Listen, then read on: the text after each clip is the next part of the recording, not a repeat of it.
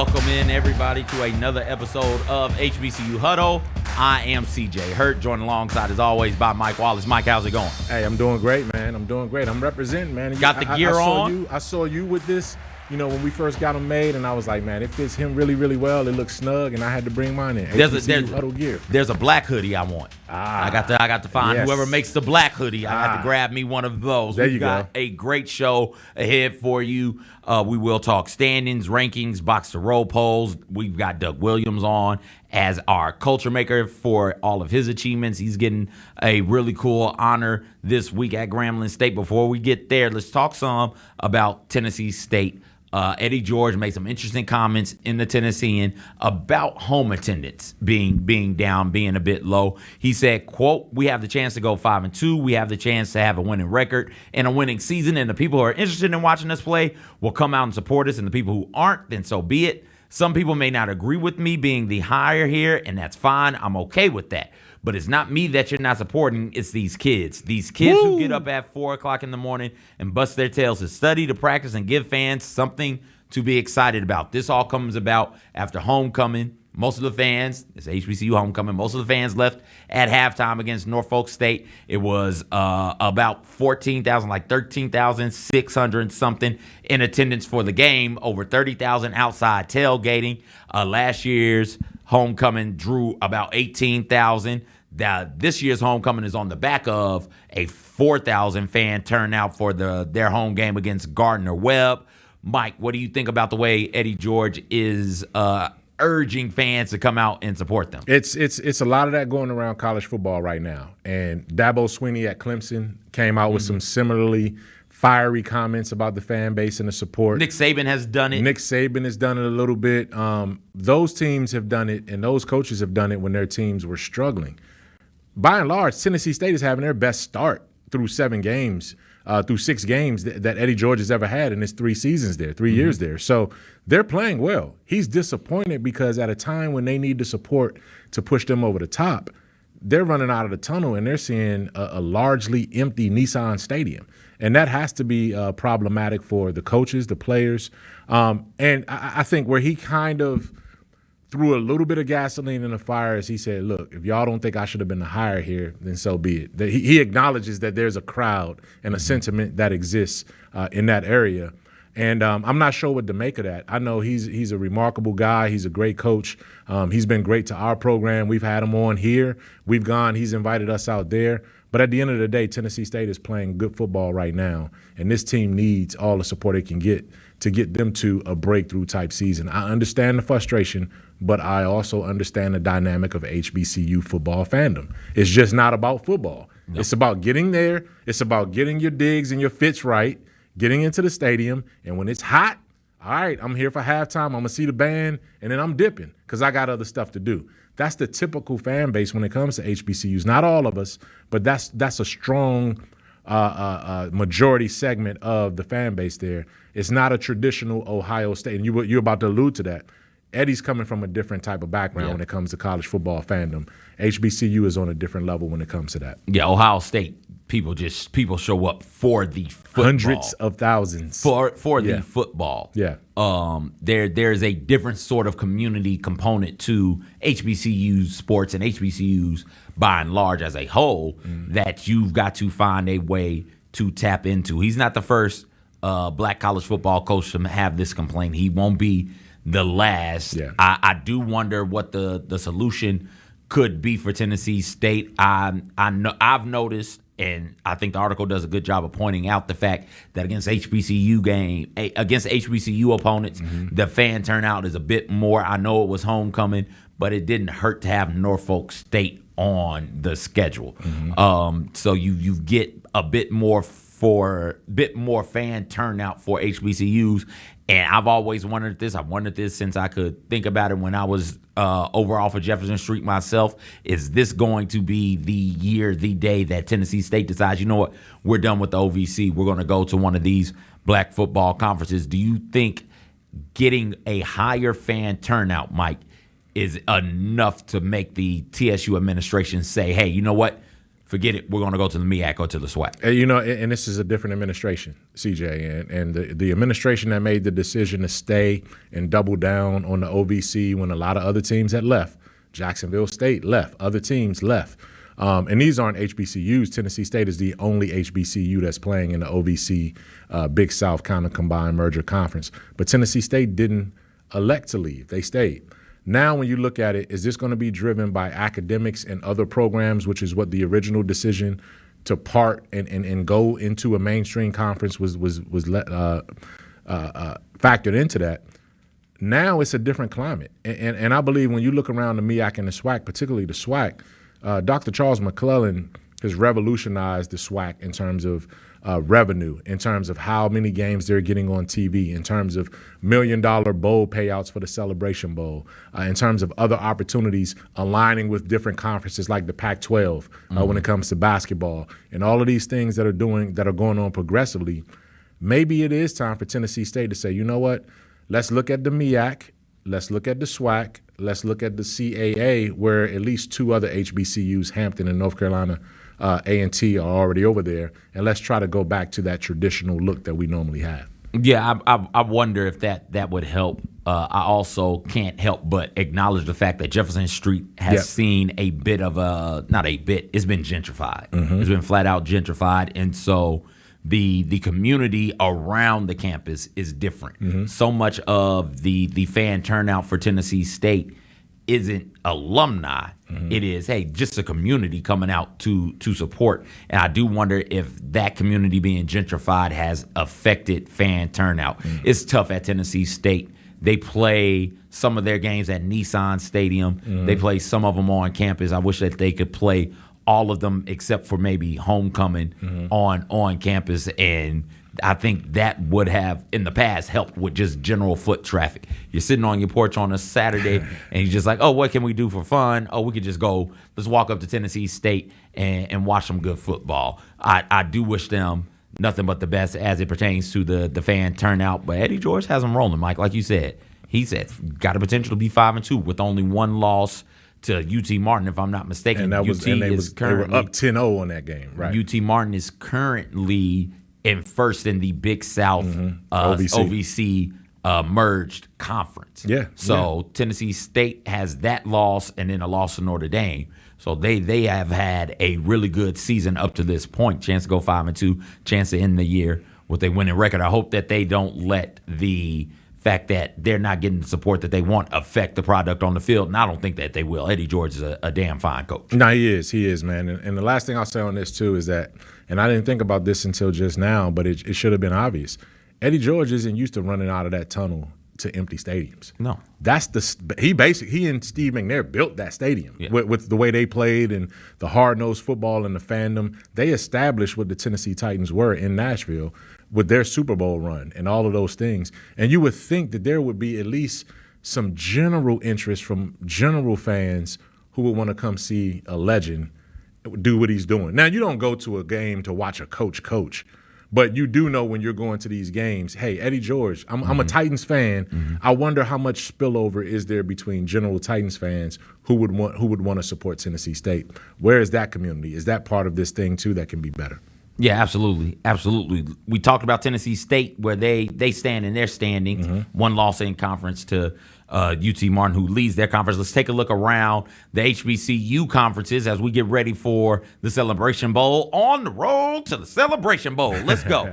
Looking at the SWAC first, you have Florida A&M in the SWAC East, followed by Jackson State, Alabama A&M, and Alabama State, all tied behind Florida A&M. Then Mississippi Valley State and Bethune-Cookman is looking for their first conference win at 0-3. In the West, you have Prairie View A&M at 3-1, Alcorn State at 2-1, Southern at 2-1, Grambling State 2-2, Texas Southern 1-2, Arkansas Pine Bluff also looking for their first conference win there at 0-3. Mike, Jackson State last week, Alabama State.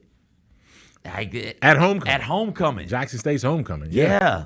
Yeah, ahead and lost. Yes. You know what I'm saying? So What does that game say? Who does that game tell you more about? Does it tell you more about Jackson State or Alabama State? I was ready to write Alabama State completely off for the season. Like, oh, this team is amongst one of the more disappointing teams of the year to this point, and will probably end as my most disappointing team. Just thinking about the talent that was there, Coach Robinson, and the job that he had done in the year prior, thinking, okay, they're going to take another step. They didn't take a step forward. They've taken a step back, and then lo and behold, they go to Jackson State in Jackson, Mississippi, and get a big win. Yeah, and they eventually run away from them at the end. And I think this says more about Jackson State, unfortunately, because, look, you and I both sat down with T.C. Taylor at the beginning of the season, right? And, we were impressed by the way he carried himself and the way he understood what he was stepping into, replacing Deion Sanders.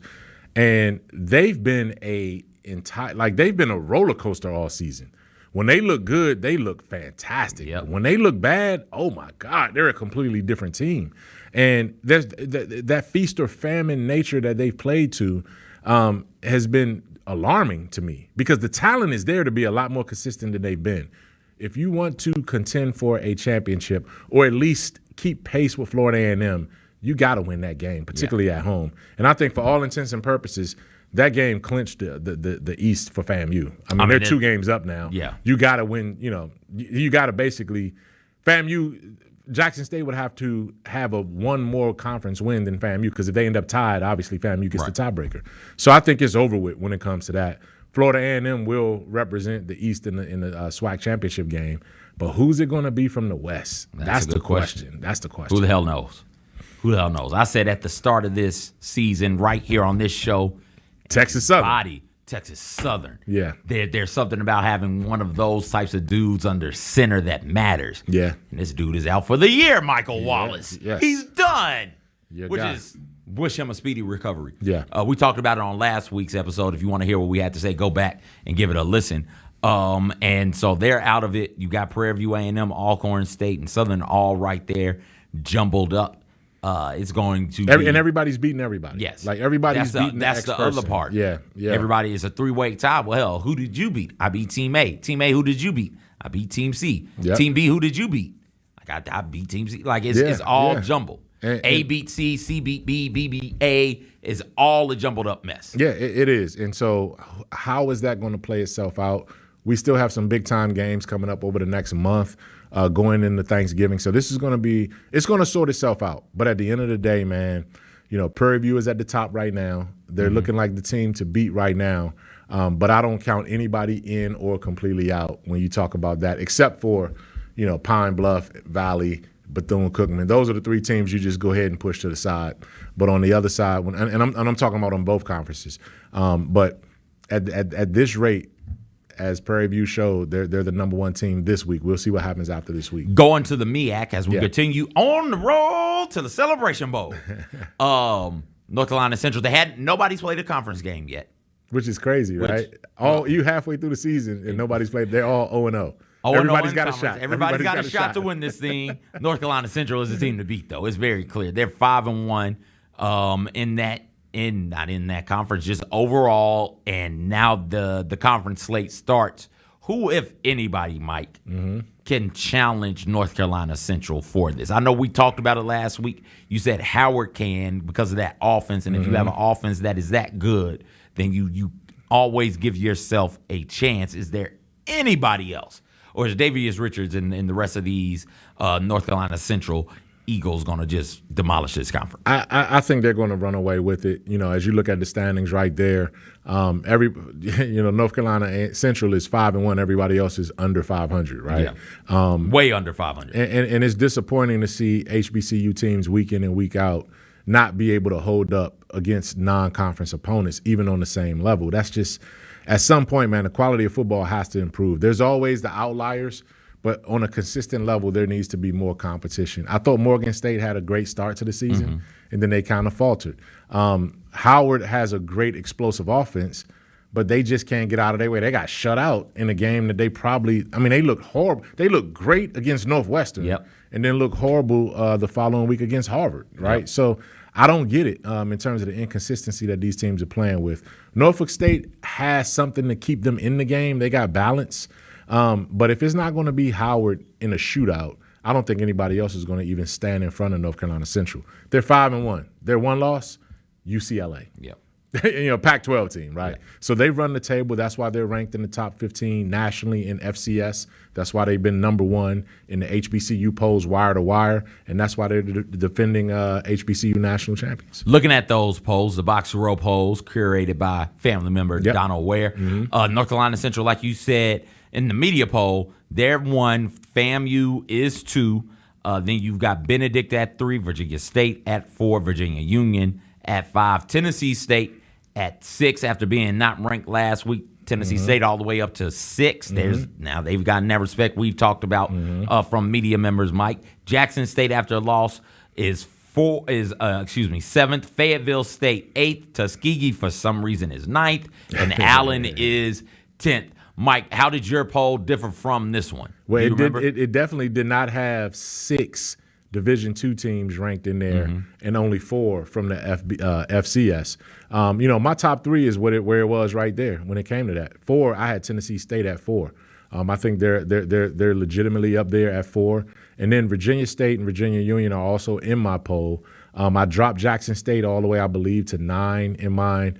Tuskegee's not in there. Allen's not in there.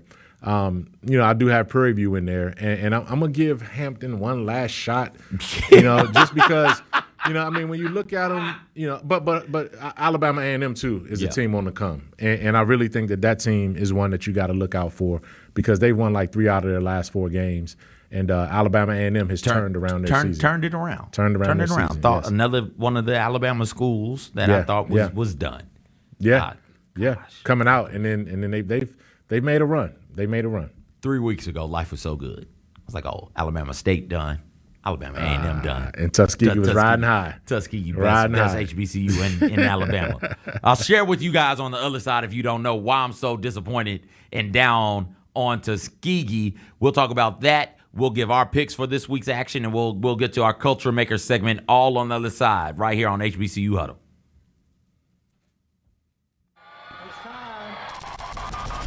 Live across North America, Adam Sandler. It's going to be our kind of night here. Joking. One more cartwheel and out. Singing. You guys want to get funky? Let's get funky together. Funkin'. I've been thinking about you. One zip. Oh, shit, man. FedEx Forum, November 16th. The I Missed You Tour. Get tickets now at livenation.com. Biggest off-season development, what you think? The additions of Marcus Smart and Derrick Rose both are hugely important, I think, to this team for leadership purposes. Just the fact that you locked up Desmond Bain on a max contract. Hey, Grizzlies fans, be sure to tune in to Grizbeat, where the panel and I break down all things Grizzlies and take a look at the rest of the NBA as well. The show is live every Wednesday, 2 p.m. on YouTube at Grind City Media and the official Grind City Media app.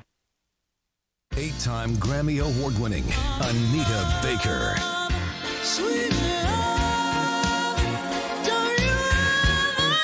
Anita Baker, the songstress, live in concert. For one night only. FedEx Forum, November 22nd, 2023. Get tickets now at livenation.com. Don't miss your chance to see the legendary Anita Baker live in Memphis. Let's go to another brand that I'm so excited about. You excited about this brand? Skechers. Skechers has signed 2 NBA players, Terrence Mann, Julius Randle. I do not hate They're not this horrible. shoe. They don't look like No, a bad basketball shoe. Yeah, they not bad at all. Yeah, they're not bad. Like, you cannot tell me you look at that and you're like, ew, Skechers. No. The Sneak Fest Show, live Tuesdays at 2 p.m. on YouTube at Grind City Media and the official Grind City Media app.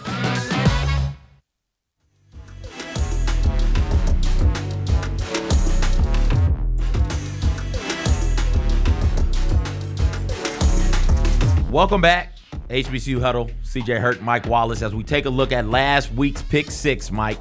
3 and 3 weeks for everybody, I do believe, involved. We take a look at your picks up here. You had Grambling over Alabama A&M. I had that pick also. No. Tennessee. Grambling, another homecoming upsets. Alabama A&M went into Grambling. That's the name of the show. That's the name of the show is Homecoming Upsets. But go ahead. Yes, homecoming upset right there. Again, man, I'm fading on Grambling. I'm fading on my Washington Commanders. Everything I know and love about football, man, is not going well for me right now. I was running away with this from you, and now you tied me up. You caught me. My 3-game lead is gone. But Tennessee State over Norfolk State, great game right there. Mm-hmm. Howard didn't show up against Harvard at all. UAPB, come on, man. Coach, man, Coach came on the show with all that energy, all that hype, and it just hadn't gone the way that UAPB needs it to go. You lose to Mississippi Valley State, you're in big time trouble. Benedict rode, straight rode over Fort Valley State in a game that was supposed to be a lot more competitive than that. And Allen, man, the least talked about team in the HBCU ranks that is really, really, really good. You called it. Got to win over Albany State. You called it. It is what it is from that standpoint. You got to pay attention to Allen. That's another one of those D2 teams in that conference that you're going to look forward to see if they can get into the playoffs. I said I'd believe in Allen if they could knock off Albany State. And guess what? Now I believe. Now I have to believe. As we look at mine, Grambling over Alabama A&M, both missed. I led you astray. Well, listen, man, the way the season had been going, you would think that Grambling could have, eked that out. Alabama A&M struggled. They struggled tremendously at something different in every game that I've seen them play. It's like, Grambling's got this. Grambling, no problem. Running the football, one game Alabama A&M can't do it at all. The next game they kind of can. Throwing the football one game they can't. Next game they can. Yeah. Tackling. One game they can't. Next game they can. It's just general discipline. 1 minute they got it. Next game they don't. Yeah. I was like, they'll do something bad. I don't know what bad it is, but they'll do something. And they didn't. Hats off to Coach Maynard, man. Mm-hmm. I had Tennessee State homecoming over Norfolk State. I guess that's the only homecoming win that anybody had this weekend. That's true. I'm not sure if that's true, but I don't care about anybody else's homecoming. Yeah. Other than Tuskegee's, and we're going to get to that, Michael. Harvard over Howard. I just felt like they were outmatched, and they went out there and kind of proved that. Pine Bluff over Mississippi Valley State. I believed in Coach Hampton. Picked that with my heart, and sometimes that leads you astray. We got to stop picking with the heart, Mike Wallace. Until somebody beats Benedict, I'm picking Benedict. And Benedict is playing, I feel like, for D2 national respect, not just in the HBCU realm. And then, like I said, I believe more in Albany State than Allen. Allen went out there and showed me something, and now I believe in Allen. I'm not Team Allen, but damn it, I believe. Yeah. As we look at this week's game, Mike, let's start with your games this week. Mm-hmm. First up, we got Alcorn State, Pine Bluff. Who are you taking? That's an easy one. That's an easy one right there. You say that. I say that, and then watch. Coach Hampton is finally going to say, I got me one. But I don't think Coach McNair, Fred McNair, is going to let his guys roll now. I think they see an opportunity in the path to the West Division Championship, and I think he's going to start taking it. This is going to be their march towards a championship if they start with this week. Southern Bethune-Cookman, who you got? I want Southern. I want Southern to go out there and just dominate and beat Southern. And this is a chance that they can do that, although Bethune-Cookman has been tough at times. First conference game for North Carolina Central and Morgan State. I don't even know why you put that one up there. But having said that, I had to put them up there because they're number one and they're ranked in the FCS poll. That's why they're up there. No, Morgan State, man. Like I said, they beat Richmond at the beginning of the season, beat a ranked Richmond team. They were close in a lot of games. But I just think they're overmatched. But this can be a sneak up and upset somebody, but I think Central is not. Central is just refusing to lose right now. Fayetteville State, they are tied, I do believe, for top in the SWAC. They take on Johnson C. Smith. Yeah, I mean, Fayetteville State is just too strong. Johnson C. Smith has a good program. They have a great documentary going on this season about what they're doing at that university, but Fayetteville State should be able to win that game. And last but certainly not least, Tennessee State and Lincoln. Tennessee State looking to keep pace in that Big South OVC joint conference race. Yeah, Lincoln is just not competitive enough at all right now. And Tennessee State, this is almost a scrimmage for them. This should be a scrimmage. They should be able to get to 5-2. As Eddie George said, it won't be a big crowd because it's not going to be a competitive game, but they're going to get to 5-2 and keep their season going. Looking at my picks, starting with Alcorn State over Arkansas Pine Bluff. You tell me to pick Coach McNair or the field. I'm always going to take that young man's right there, those young men's. Let's get it going, Coach. They are quietly just lurking. They're in every single game. They're in every game, man. Yeah. It's October. It's spooky season. Alcorn State is a monster that just won't go away and die. How many times have we thought we killed Jason for him just to keep coming back? Michael Myers for him just to keep coming back. I feel that Alcorn State has some of that in them, and I expect them to not only challenge for the SWAC West, Mike. I'm saying it definitively. I think that is the SWAC West representative when time comes for the conference championship game. Southern, Bethune-Cookman, I will take Southern. Bethune-Cookman is just not there. Mm-hmm. They just aren't. But again, Southern and Alcorn State, both at near the top of that division, both needing wins to stay in the race. North Carolina Central, that's why I had North Carolina Central on here. I grabbed everybody at the top or near the top of their division. I got you. I understand. I was trying to figure out, why is North Carolina Central and Morgan State on here? But that's why. North Carolina Central, easy over. Big day for Davius Richards. Howard and Norfolk State. I will take Howard over Norfolk State. I think that offense is a bit too much for Norfolk State in that one. Fayetteville State over Johnson C. Smith. And last but certainly not least, I will take Tennessee State over Lincoln. The Tennessee State Tigers get to 5-2. Game that should have been on there last week, but wasn't on our Pick 6 last week. And I'm glad. Tuskegee University Golden Tigers versus Edward Waters. Ooh. Homecoming. But you see what Edward Waters did last week. Homecoming. They pulled off an upset. Edward Waters upset, who was it? Last week? Yes. It was Tuskegee. It was at homecoming. Oh, that's the one you said you're glad you didn't put on. Glad I didn't okay, I got you. Look at this Hail Mary. If you can't see this, I'm going to describe it to you perfectly. Tuskegee, first off, Jalen, wait, you're running it. I'm going to let the people watch it, and then we're going to run it again, and I'm going to describe it for the audience listening. But first, before we get to this part, Tuskegee is just fumbling the game away. The whole time, every time I put it on this game, another bleeping Tuskegee fumble. I don't know what is happening here. They had a lead. They ended up fumbling. I feel like it was on a return, or like a punt return or something like that. They decided that my man was down, and it's not a fumble. Great. Tuskegee dodged a bullet the very next play.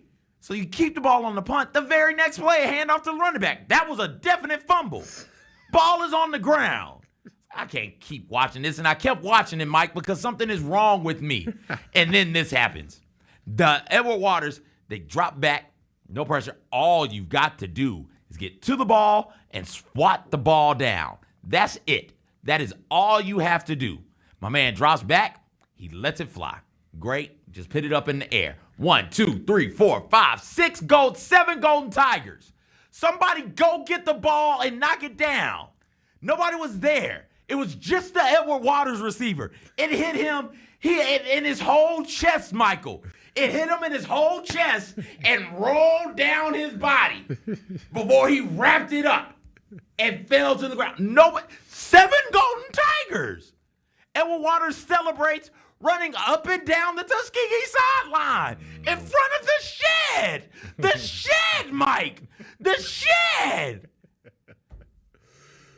Man, I'm gonna call the HR hotline and get you some counseling right now. Please do. Because you definitely need it. Please do. And that's the Edward Waters. That's Edward Waters. Edward Waters. Yeah, I mean, first off, shout out to Edward Waters in all seriousness. Tough year, tough way to start the year for everybody involved in that community. The Jacksonville Still praying for them and everything that they went through on that traumatizing day. Yeah. You look up, they started the year I do believe 0-2, and now they're on a 4-game win streak. And with that win on the road at homecoming against Tuskegee. Big time win. That's a potential season-altering, program-changing, victory. Absolutely potential program change. And the way they did it, man, that young man, number 7, threw the ball 60 yards in the air. Yeah. You either going to rush the passer or you're going to drop everybody in coverage. Like Tuskegee did a little bit of both, right? And then got caught in no man's land with still enough people around the ball to not let that happen. Right? Just somebody get in front of him and knock just the ball somebody, down. yeah. And it was that's a heartbreaking way to lose a homecoming, man. For those who stayed and watched it all the way through, which it looked like it was a fantastic day, fantastic crowd, that's heartbreaking. Have you ever been to a Tuskegee football game? Not at Tuskegee, no. Okay, so the way that it is set up, and we're off on a tangent now. Yeah. You know how you tailgate and then you go to the game? Well, at Tuskegee, you tailgate at the game. You pay the money to get into the football stadium complex, and there's all this empty grass around you, and everybody set up tailgating. Okay. Everybody. Okay. So there's a hill that you walk down to come in, and so people will be up there sitting down and tailgating. There's another hill to your left. It sits almost in a bowl. Okay. There's another hill to your left, and some people will be back there, but you can't go too far back there because you won't see the game because you have the stands in front of you. There's another spot over on the right as well. And so for homecoming and for just games in general, people bring their RVs in. Okay. And they park it over there. And so the tailgate is going on all over the arena, the football field, the football stadium. So that's what we saw on camera was the stands. But if you panned out, I guarantee you, if you panned out and looked around, you're like, holy cow, it's a bleeping party going on. And so when we taking it back to Tennessee State and some of the issues they've had with attendance, when you can tailgate inside, that makes a lot of difference because everybody's coming in. Everybody's in.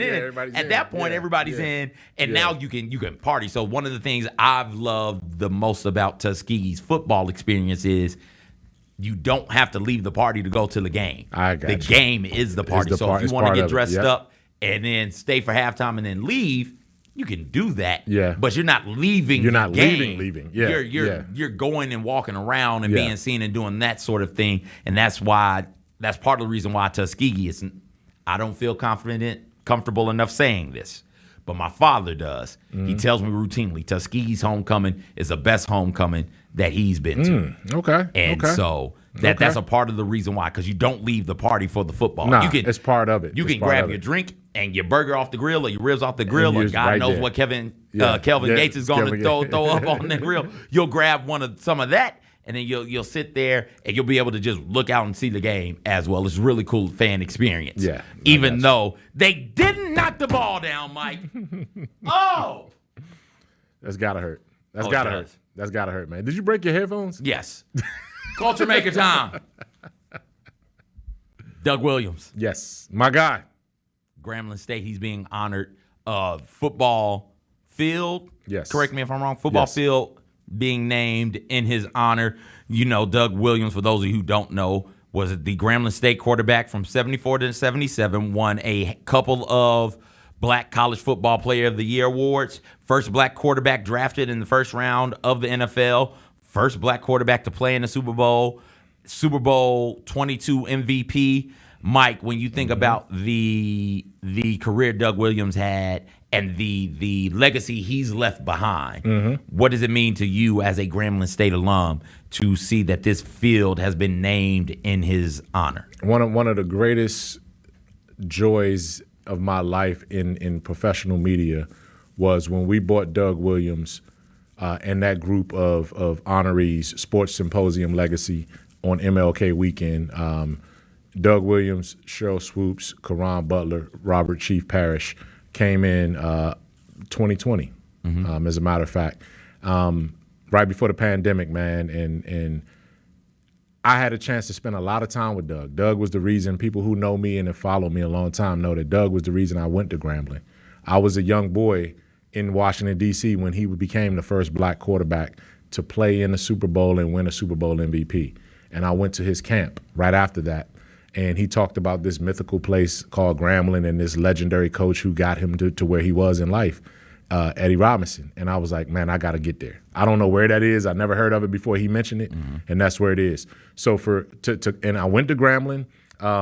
I covered the press conference. I followed Eddie Robinson around for 4 years I was there, and the 2 years after that, the press conference when Coach Robinson retired and Doug Williams took over, I was in the middle of that. That portrait is hanging in my office during that press conference day back then. And I'm saying all this to say that what Grambling did for homecoming weekend last weekend, losing to Alabama A&M aside, to rename the field or to name the field Doug Williams and James Shaq Harris field. Shaq Harris was the black quarterback that preceded Doug at Grambling.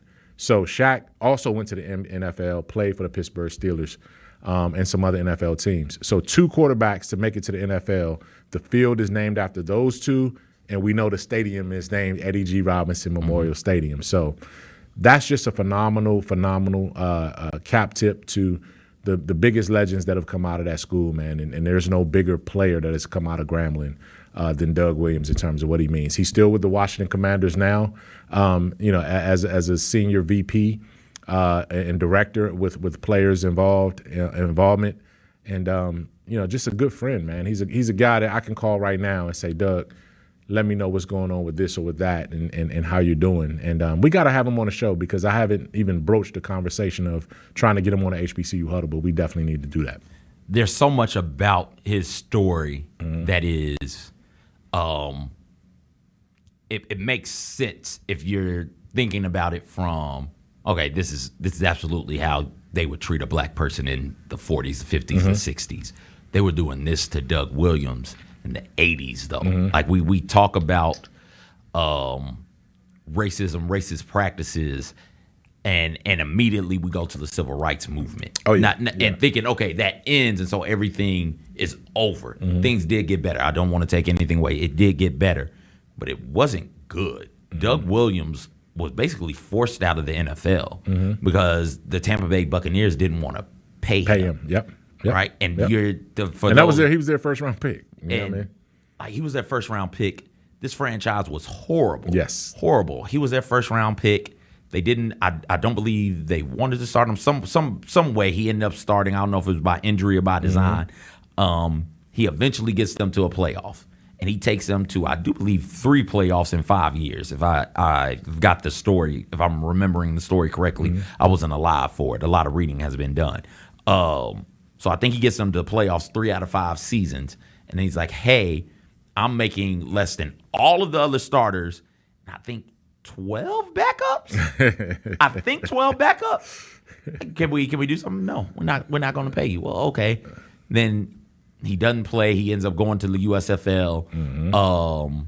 He played there for 2 seasons. And then when the USFL folded, that's when he got to Washington. Yep, he got Gibbs was, Yep. I think Gibbs was either the head coach in Tampa or the coordinator in Tampa. He was on the staff in Tampa. And then he takes over and becomes head coach in Washington. Yep. And he's like, okay, Doug, come through. You can play backup. And then the rest, as they say, is black history, where he ends up coming out there dealing with dumbass questions. I don't know if you knew him before he was a black quarterback or not.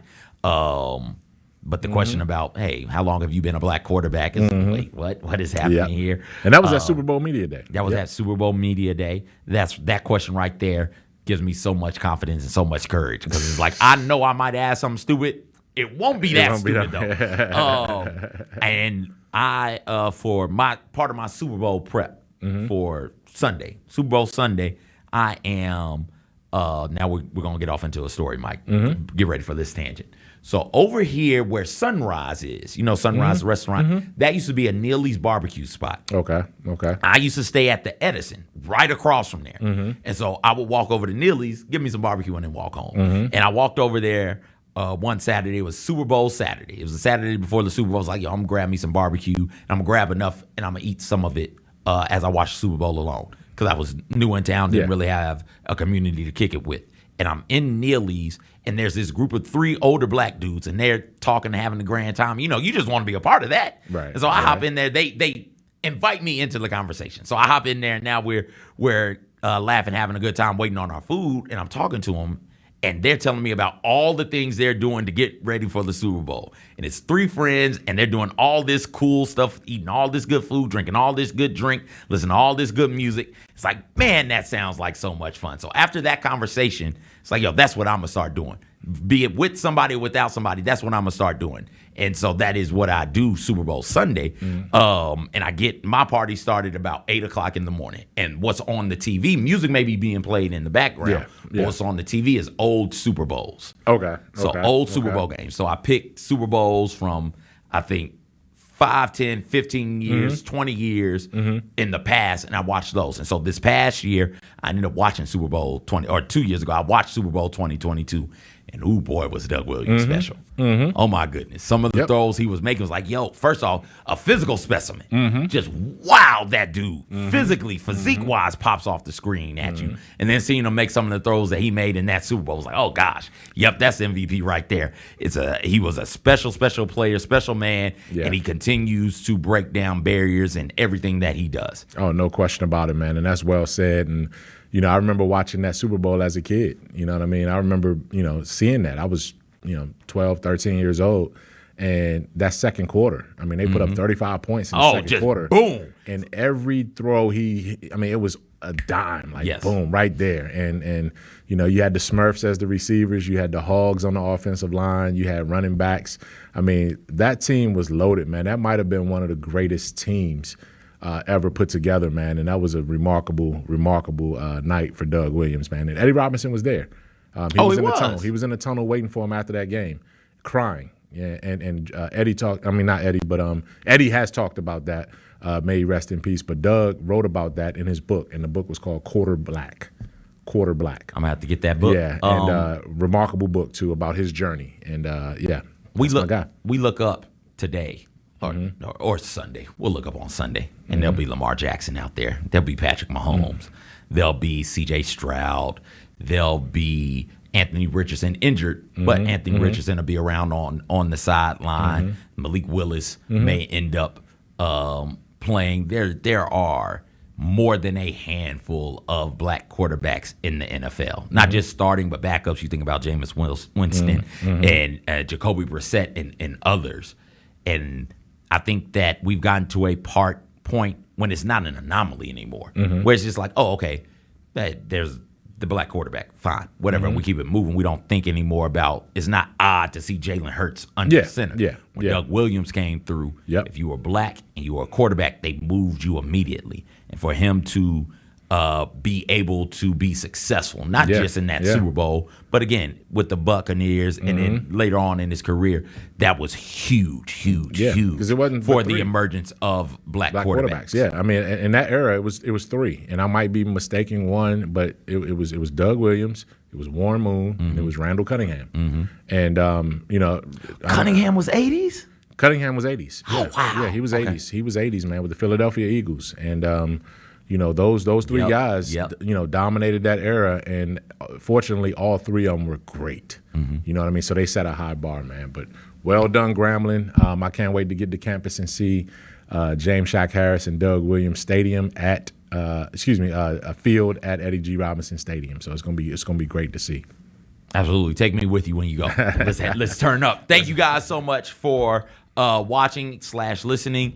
Catch us wherever you get your podcasts, grindcitymedia.com, the Grind City Media app, Grind City Media on YouTube. Wherever Grind City Media is, your boys are there as well. We'll talk to you next week. For Mike, I'm CJ. Everybody take care.